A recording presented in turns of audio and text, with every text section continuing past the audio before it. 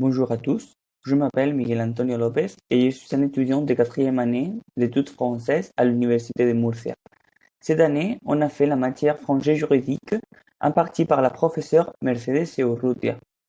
Avec cette présentation, je vais essayer de vous expliquer très brièvement ce que nous avons fait pendant cette matière. Un des contenus qu'on a vus sont les sources du droit. Tout d'abord, on a étudié quelles sont les différentes sources du droit français. Mais qu'est-ce que c'est les droits exactement? Les droits est un ensemble de règles juridiques émises par l'autorité publique qui définissent un cadre d'activité humaine. Dans l'ensemble des droits, on parle des droits à la vie, à la sûreté, à l'intégrité, à la liberté de sa personne. Cet ensemble de droits sont connus comme un ensemble de droits fondamentaux. Dans cet ensemble de droits fondamentaux, on aborde les secteurs économiques, sociaux, judiciaires, politiques, ainsi comme tous les droits en rapport avec les droits basiques et humains. Mais on a un ensemble d'obligations, bien sûr. Lorsqu'on parle des droits des citoyens, on parle des droits qu'on doit accomplir, mais aussi des devoirs, comme par exemple les obligations de donner, de faire, de ne pas faire, ainsi respectant toutes les personnes de la même sorte qu'ils nous respectent. Tout d'abord, je vais expliquer très brièvement quelles sont les sources de droit les plus importantes, les sources de droit fondamentaux en France. Premièrement, la Constitution, qui a été fondée en 1958, et son préambule, qui est la Déclaration des droits de l'homme et du citoyen de 1789, et le préambule de la Constitution de 1946. Puis, on a la loi. C'est la règle de droit votée par le Parlement. Elle doit respecter la Constitution et les traités ratifiés. Le règlement, qui est la règle de droit élaborée par le pouvoir exécutif et constituée par les décrets et les arrêtés. La jurisprudence, qui est composée par la coutume et la doctrine, qui sont des sources fondamentales. Puis, on a la coutume, que c'est une habitude prise depuis longtemps par un grand nombre de personnes. Elle peut parfois s'appliquer s'il n'y a pas de règles de droit écrits.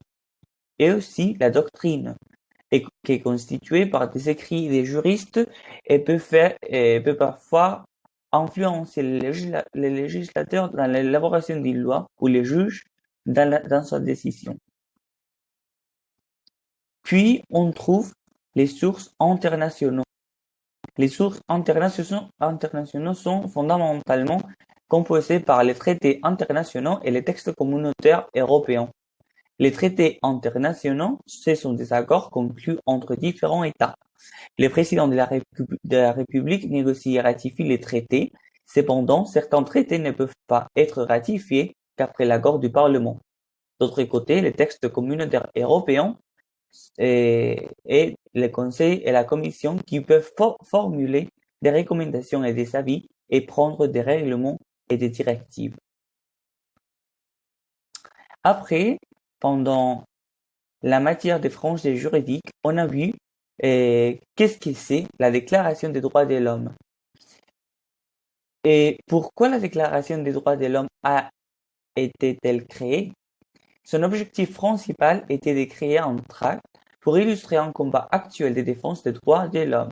À travers des différentes ressources qu'on a travaillées en classe, on a étudié tous les droits auxquels toutes les personnes doivent avoir accès, comme par exemple les droits de santé, d'éducation, de justice équitable, de liberté d'opinion. Pour mettre en pratique un travail de recherche pour bien connaître les différents droits de l'homme, on a été desservi par la professeure avec différentes activités, comme par exemple des exercices de mots croisés, des vidéos didactiques et des fiches pédagogiques qui sont très utiles pour aider à consolider toutes les connaissances. Avec ces activités, on a appris que la première déclaration des droits de l'homme a été votée en 1948. Tous les pays se sont mis d'accord sur ce texte. Il rappelle les principaux droits de l'homme. Dans la réalité, ces droits ne sont pas toujours respectés. Comme par exemple, les objectifs principaux, ce sont d'abolir la torture et l'esclavage, entre autres, et d'arriver à la liberté complète et la dignité humaine. Un autre contenu qu'on a travaillé en classe a été la Constitution française. Grâce à la professeure de cette matière, on a pu profiter de l'histoire de la France en même temps que l'on apprend. En ce qui concerne la Constitution française, elle est en vigueur depuis le 4 octobre 1958. Elle est divisée dans un total de 17 titres et chaque titre aborde les questions en rapport à un aspect spécifique du droit en France. Donc, en définitive, la matière connue comme français juridique est une matière très dynamique qui combine les aspects théoriques avec des aspects pratiques en les mettant en pratique pour bien connaître toutes les lois, les droits, les devoirs qu'un citoyen français doit suivre et respecter. Les activités proposées en classe sont très dynamiques, donc l'apprentissage se produit d'une sorte très agréable. Merci beaucoup à tous pour votre attention et j'espère que vous apprécierez ces cours autant que moi. À bientôt et merci beaucoup.